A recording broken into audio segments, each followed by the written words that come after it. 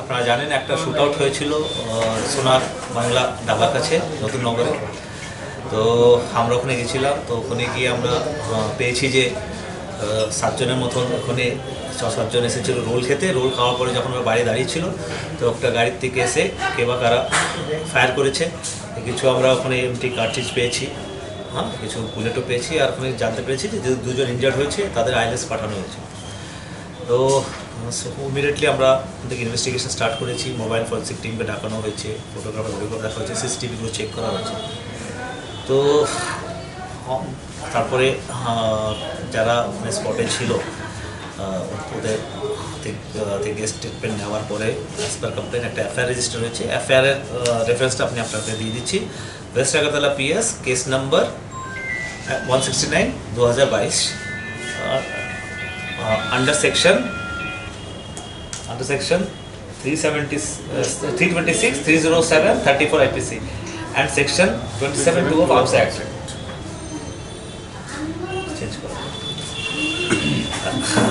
তো এই case register করার পরে আমরা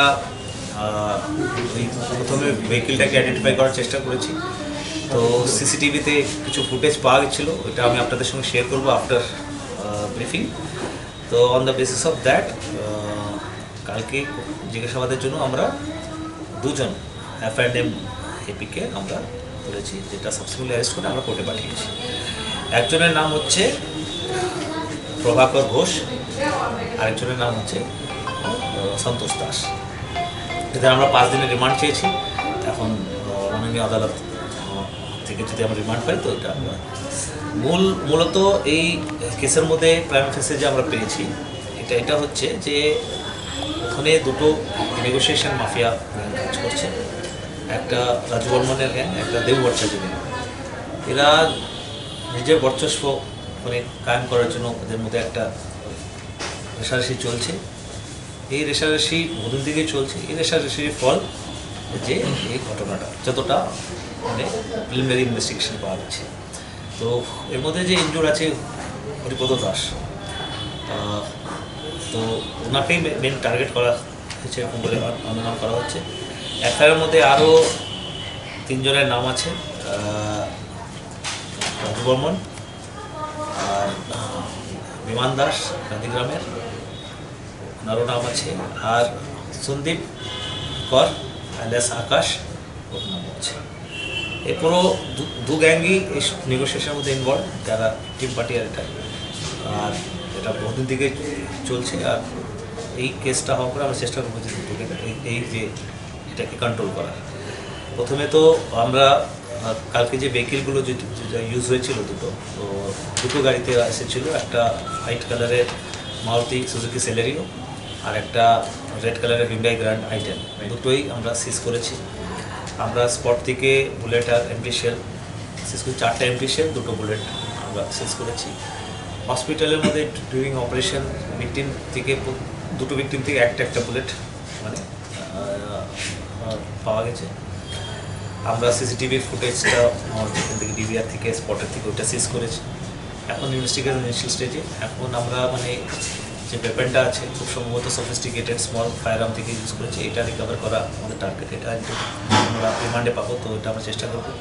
বাকি যারা আসামি আছে তাদের অ্যারেস্ট করা, পুরো গ্যাংটার পরিচয় জানা আর ওদের মানে অ্যারেস্ট করে অ্যাজ পার ল অ্যাকশন নেওয়া। এটা হচ্ছে, তো এটাই হচ্ছে ব্রিফিং। এটা আপডেট যে মোটামুটি এই যে কেসটা ক্র্যাক হয়ে গেছে, কারা ইনভলভ হয়েছে ওটা পেয়ে গেছি। কিছু যারা ইনজুর হয়েছে তারাই কি এফআইআর করছে এই যে 5 জনের নামে, নাকি পুলিশ? ইনজুর তো অপারেশন থিয়েটারে ছিল, সঙ্গে যে যারা ছিল। হ্যাঁ, এখন কি ওই যারা ইনজুর তাদের সঙ্গে কি আপনাদের কোনো কথাবার্তা হয়েছে? এখন সে আছে, আমরা কি কথা বলবো, আমাদের অফিসার গিয়ে প্রিলিমিনারি কথা বলবো। এই যে 5 জনের নামে যে মানে এফআইআর হয়েছে, মানে এটা কি পুলিশ নিজের থেকে? না, স্পটে ইনজুরির বড় ভাই যে ছিলেন উনি সেই কমপ্লেনটা করেছেন। যিনি কমপ্লেন করেছেন নাম কি একটু যদি বলুন। কমপ্লেনের নাম দিচ্ছে, কমপ্লেনের নাম তো এমনি তো এখন তো জাস্ট স্টার্টিং স্টেজে। কমপ্লেনের নামটা আমি আপনাদের দিচ্ছি। আচ্ছা স্যার, যেটা থেকে শুট করা হয়েছিল ওইটাকে উদ্ধার করা হয়েছে? না না, এটাই তো এখন তো গাড়িটা উদ্ধার হয়েছে দুটো, যেটা ইনভলভ হয়েছিল সাসপেক্টেড। এটা ইনভেস্টিগেশন ইনিশিয়াল স্টেজ, এখনও 24 ঘন্টাও হয়নি, ঠিক আছে। এটা স্যার, বাকি- এটা উদ্ধারের জন্যই আমরা রিমান্ড চেয়েছি। স্যার যে বাকি তিনজন তারা কি পলাতক নাকি প্রেজেন্ট পলাতক।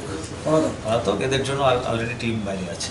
তো আশা করি এর মধ্যেও কিছু আপডেট পেয়ে যাবেন আপনারা। আচ্ছা স্যার, বিষয়টা হলো যে স্যার ওইখানে যে গুলি মানে যে গুলিকাণ্ডে যে দুজন আপনারা অ্যারেস্ট করেছিলেন তারা কি ওই গুলিকাণ্ডে জড়িত এমন কোনো স্পেসিফিক এখনো পর্যন্ত আপনারা পেয়েছেন কি এমন কিছু? প্রাইভেট কেসে আছে বলেই তো অ্যারেস্ট হয়েছে। স্যার, যে দুজনকে ডিটেন করেছেন কখন তাদেরকে ডিটেন করেছেন? ডিটেল তো আমরা আর্লি মর্নিংয়ে করেছি, তারপরে প্রিলিমিনারি কোশ্চেনিং করার পরে আমরা এটাকে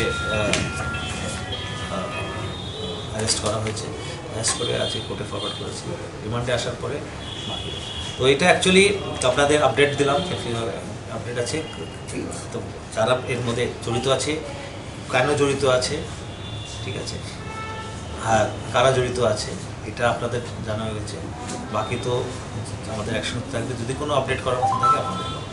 থ্যাংক ইউ।